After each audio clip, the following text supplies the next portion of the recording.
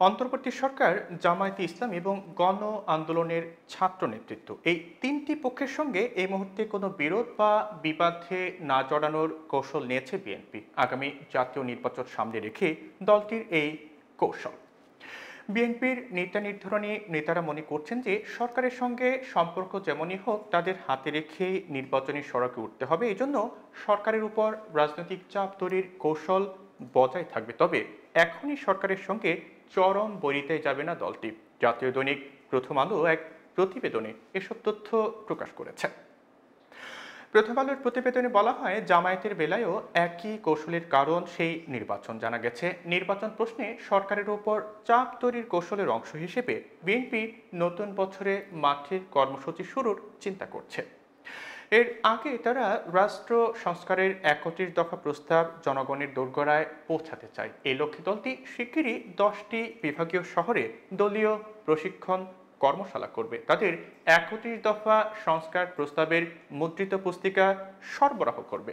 মাঠ পর্যায়ের নেতারা এই সংস্কার প্রস্তাবগুলো নিয়ে সারা দেশে গণসংযোগ করবেন। এরপরই মার্চ এপ্রিল থেকে নির্বাচনের দাবি তুলে মাঠের কর্মসূচিতে নামতে চাইছেন বিএনপি নেতারা। সংশ্লিষ্ট ব্যক্তিরা জানান, এই ধারাবাহিক কর্মসূচির লক্ষ্য অন্তর্বর্তী সরকারের কাছ থেকে দ্রুত নির্বাচনের রোডম্যাপ আদায়। এ নিয়ে বিএনপি নেতারা প্রতিদিনই কথা বলছেন। ৮ নভেম্বর বিএনপি ঢাকায় যে বড় শোভাযাত্রা করেছে, এর মূল লক্ষ্যই ছিল সরকারের উপর নির্বাচনের ব্যাপারে চাপ তৈরি করা। সংশ্লিষ্ট ব্যক্তিরা বলছেন, অন্তর্বর্তী সরকার, জামায়াত ও ছাত্র নেতৃত্ব এই তিন পক্ষকে সামনে রেখেই বিএনপির শীর্ষ নেতৃত্বকে চলমান রাজনীতি এবং আগামী সংসদ নির্বাচন প্রশ্নে এক ধরনের সাবধানী বা কৌশলী হতে হচ্ছে। তবে দিন যত যাচ্ছে বিএনপির শীর্ষ নেতারা নির্বাচনের পথে অনেক বাধা, অস্পষ্টতা দেখছেন।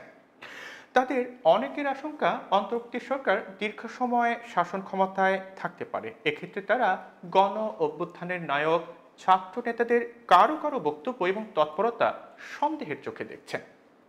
এর সঙ্গে জামায়াতের কোনো যোগসূত্র রয়েছে কিনা সে ব্যাপারেও বিএনপির সতর্ক দৃষ্টি রয়েছে বলে জানা গেছে। কারণ বৈষম্য বিরোধী ছাত্র আন্দোলনের নেতৃত্বে বিএনপির তেমন অবস্থান বা প্রভাব নেই। সেদিক থেকে বরং জামায়াত এগিয়ে রয়েছে।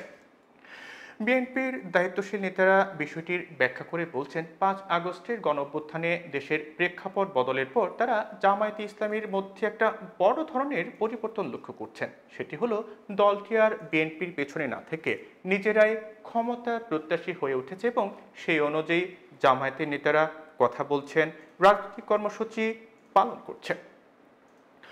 আগস্ট বিপ্লবের পরই দলটির শীর্ষ নেতৃত্বের রাজনৈতিক মনোজগতের এই পরিবর্তন বিএনপির নেতৃত্বকে কৌশলী হতে বাধ্য করছে।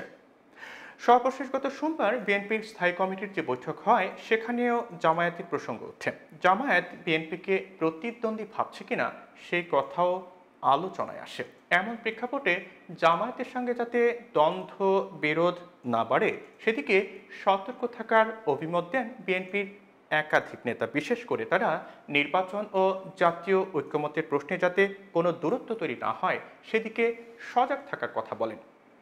এই জন্য জামায়াতের সঙ্গে যোগাযোগ রাখারও পরামর্শ দেন কয়েকজন নেতা। কারণ নির্বাচন প্রশ্নে বিএনপি রাজনৈতিক দলগুলোর মধ্যে ঐক্যমত্য চায়।